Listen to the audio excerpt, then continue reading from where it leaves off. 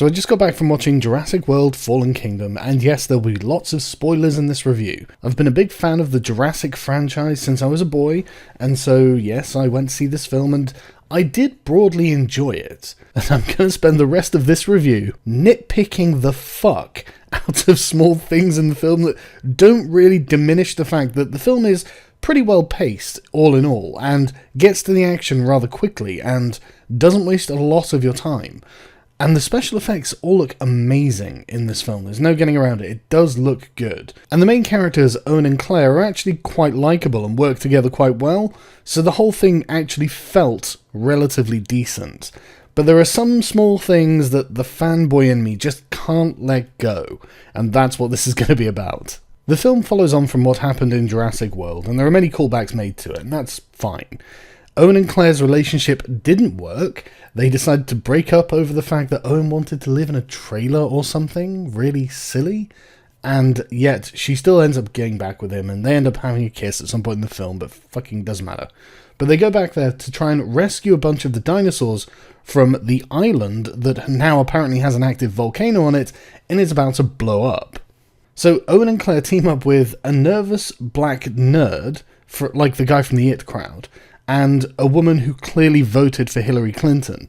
So much so, in fact, that she was actually called a nasty woman at some point in the film, because she's, frankly, a bit of a bitch. She seemed like an archetypal member of the Pink Pussy Hat Brigade, #resist, #MeToo.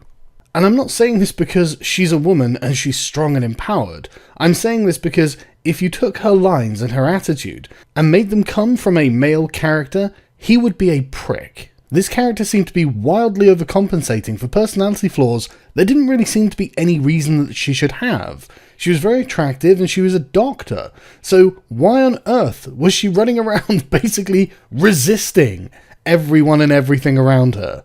But even then, she wasn't actually that bad, and she didn't get that much screen time, so it didn't matter. But anyway, they team up with military contractors, as always, who are obviously evil, and they go to the island to collect as many dinosaurs as they can to apparently move them to another island that apparently is not blowing up. Owen decides to come because he wants to collect Blue, the last remaining raptor on the island, and through a series of video recordings that we get to watch through the film, we're told that Blue is now really close to Owen and never actually tried to tear him limb from limb in the first film, even though I remember the first film. And it's essentially a retconning of the Raptors once more into no longer being the villains, but instead now they are the heroes. The Raptors didn't do nothing. The Raptors are your friends. Why? Because there's something worse than the Raptors. And all of this is tied into the reason that any of this is happening in the first place. Because in the very beginning of the film, we're shown a team that's gone to the Mosasaur tank to collect a sample of the skeleton of the Indominus Rex in order to clone a new kind of dinosaur from it, using its DNA to create a new kind of raptor called the Indoraptor. And the reason that Owen is going there to collect Blue is because Henry Wu, for some reason, thinks that the Indoraptor is lacking in empathy and compassion, and we are told that Blue has lots of empathy and compassion all of a sudden, and for some reason the Indoraptor needs a mother, and so this is why we need Blue. Given how the Indoraptor was designed and created specifically to be a weapon to be sold to militaries around the world, it seems rather strange that this needs to be done, but okay, whatever. And for some reason a baryonyx decides to attack Claire and the IT guy. I mean, you would think that the animals would be generally like, right, there's lava everywhere, everything's exploding, I think I'll worry about getting food when I've got myself to safety, but no. For some reason it decides escape is less important than murdering these humans. But the humans manage to escape anyway. And I just want to point out, what the fuck is going on with this baryonyx? Baryonyx had massive fucking claws on its forearms. This baryonyx does not have massive claws on its forearms. This is an elementary mistake from anyone who knows anything about dinosaurs. And I know I'm a nerd. Shut the fuck up. Anyway, the little team was betrayed inevitably by the military contractors because they're evil, and are forced to try and flee the island on their own, while they watch the military contractors helicoptering out various types of dinosaur onto the boat that they've arrived on. This is where all the awesome stuff from the trailers happens, where the stampede of dinosaurs is coming out of the pyroclastic cloud caused by the volcano, and they find one of the gyro car things from Jurassic World, and they try to escape in it, and then a Carnotaurus comes along. And again, just like the Baryonyx, the Carnotaurus is weirdly hungry at this point, just can't satisfy the rumblings in its stomach, and it just needs a quick bite before it escapes the inevitable lava flow that's going to destroy the entire island. And I've got to say, the Carnotaurus looks amazing. The detail on this thing and the coloration of it, and the way that the thing has a really sort of solid body with the sort of tiny arms, it looks really great, and it looks really menacing. And for some reason, this is completely wasted throughout this film. There is almost no reason for this creature to be in the film, apart from to be the whipping boy of the T-Rex. The T-Rex decides to body the Carnotaurus not once but twice in this film, in 2 separate occasions, for no apparent reason. Why would the T-Rex give a shit what the Carnotaurus is doing to Owen and the rest of the team? Because it seems to literally come in just to save him. Why wouldn't the Rex be running from the lava as well as the Carnotaurus, as well as the humans? But no, for some reason the Rex has to deck the Carnotaurus. But again, it's a really silly thing, because the Rex is like 3 times bigger than the Carnotaurus. Anyway, I know it's a really silly point, but I've been really looking forward to seeing the Carnotaurus, and it looked great, and it's just really wasted. Anyway, the team managed to make it back onto the boat, where Blue the raptor is already there and wounded. They get back on by basically jumping a truck onto the thing, and nobody seems to notice or give a shit. And they just kind of whack on a cap and then just mingle around the crew and just pretend to be normal people. Which, okay, fine. But Blue is injured and is losing blood, according to the millennial paleo veterinarian, and needs a blood transfusion. He might be thinking, well, you're shit out of luck because there are no other raptors on the island. But that's okay.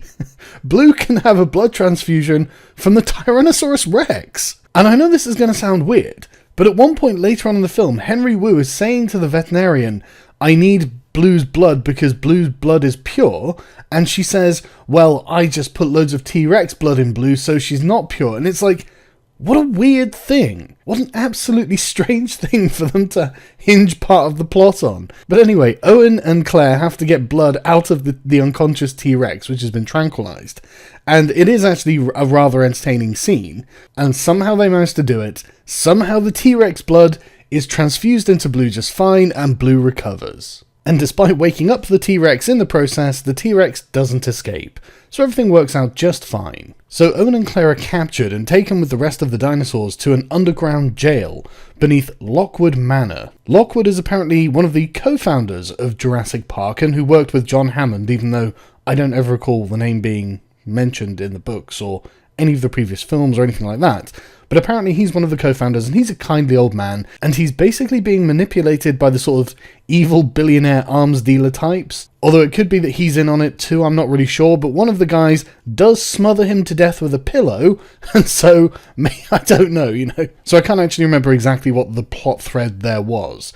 But either way, Owen and Claire are locked up with the dinosaurs, and then we're treated to what they're going to do with the dinosaurs, which is sell them to arms dealers around the world for ridiculous sums of money. In fact, to be honest with you, it's actually not ridiculous sums of money. I mean, he starts the bidding at like $2 million or something like that, and it's like, dude, you have dinosaurs here. These are surely worth hundreds of millions of dollars. So loads of the evil rich people attend an auction for the dinosaurs, and they're brought out on rails in cages to be admired and then bidded upon. And this is where we first see the Indoraptor, and it is a genuinely scary dinosaur, and it's obviously a mix between a Velociraptor and an Indominus Rex. While this is happening, Owen figures out a way of breaking out of his jail cell. In the cell next to theirs is some kind of Pachycephalosaur, which is a small dinosaur with a very hard head, and apparently they used to butt heads, and Owen baits it into breaking through the wall into his cell and then breaking out of the door of his cell so he and Claire can escape. And they then go into the auction with the Pachycephalosaur, which proceeds to start causing havoc for reasons unknown amongst the people attending the auction by comically charging them and launching them into the air. Again, for no particular reason. This causes chaos and everyone starts fleeing in all directions. And one of the mercenaries decides that since everything's going a bit crazy, he'll tranquilize the Indoraptor and go into the cage and pull out one of its teeth as a trophy, which he had done with other dinosaurs during the film. He shoots the Indoraptor twice with these tranks. Now, the Indoraptor is big, but not very big, and he tranquilizes it twice, so you think, okay, it's down. And so he goes into the cage. We're shown the scene from the perspective of the Indoraptor's head, which is on the floor, looking past it up at the guy who's leaning down to try and pull out the tooth. And the Indoraptor's eye obviously opens, and the Indoraptor smiles. And it's just like, oh, come on. Come the fuck on. It's the cheesiest goddamn thing. Obviously, the Indoraptor was just pretending to be unconscious. It wakes up, it kills him by biting off his arm with absolutely no blood at all, and since the cage is open, it's now free. So all hell breaks loose and the military contractors come to collect Blue and find out that the nasty woman and the IT crowd guy are actually not part of their team or something like that. And so to get past the military contractors, they release Blue, who then promptly and obediently kills them, but in the process manages to blow up a bunch of propane tanks and release a load of poisonous gas. This is a problem because the dinosaurs are actually still in their cages underneath the manor, and they must be saved at all costs, despite the fact that they can just make new ones as they actually have the DNA samples of them to be able to create new ones, but it's because they're alive, even though I bet she's not a vegan. Anyway, the Indoraptor starts terrorizing everyone in the mansion, killing off all of the military contractors first for some reason? Because why the fuck not? It seems to be particularly interested in killing a 12-year-old girl who is a clone of John Lockwood's dead daughter. Eventually, the Indoraptor chases Macy, the clone, to her bedroom at the very top of the manor, and lowers itself down into her room by opening the door, a thin, rickety glass door that it could just break open with no problem whatsoever. But for some reason it doesn't, and then, despite the fact she is very clearly visible in her bed, as in you can see her face over the covers, it for some reason very slowly and carefully, creepily starts edging its claw closer and closer to her face, as if to deliberately build suspense, until Owen Grady bursts in with the trank gun and shoots it a couple of times. To no fucking effect, because apparently tranquilizers just don't work on this creature. Luckily for everyone though, Blue turns up, and Blue and the Indoraptor have the epic climactic battle of the film in a little girl's bedroom. The Indoraptor is about twice the size of a normal raptor and so starts winning the fight quite handily, onto a glass roof that's above a museum area, and the glass is very fragile and the Indoraptor is quite heavy, and so it keeps breaking the glass as it goes. And at some point Blue kicks the Indoraptor through the glass and falls down onto a mounted head of the skull of a Triceratops that apparently has particularly sharp horns, and the Indoraptor is impaled on these horns and dies. However, all is not well yet because the poison gas is seeping into the dinosaurs' cages, and the question is, will we simply release them into the wild surrounding the manor? But Macy the clone decides to release them anyway, damn the consequences, and all of the dinosaurs then escape. One of the mercenaries tries to escape with the Indominus Rex sample, so all this can be done again, but the T-Rex gets him and takes the time to BTFO the Carnotaurus again, before killing the man. Before marching over to the local zoo and roaring at a lion for some reason. And we then cut back to Ian Malcolm's Senate hearing, where he's saying, well, we're just going to have to learn to live with the dinosaurs. We're going to have to coexist. Ian, you know that we are capable of making species extinct. We don't even have to do it on purpose. But anyway, as I said at the beginning, it wasn't an unenjoyable film. I wasn't bored when I was watching it. Things were happening, it was interesting, it kept my attention. The writing could definitely have been better. There were parts of the film where the writing was quite abysmal, and there were quite a few dog whistles to progressive politics, but overall, they didn't really affect my enjoyment of the film. If you like the Jurassic Park franchise, you probably will enjoy this one. Like I said, the dinosaurs all looked great, as you can probably tell from the screen grabs that I've been using during this video. Definitely not bad, and very competently produced, but I think the story itself and the writing could have been a lot better. It felt very safe. and it felt like it was using the kind of Hollywood trick of just having lots of things happening in quick succession without them necessarily being particularly logical, coherent, or even massively interesting, but just having things happening in rapid succession, so you didn't really have time to think about the laziness of the writing of the thing. If I were to give it a rating, I'd probably give it a 6 out of 10.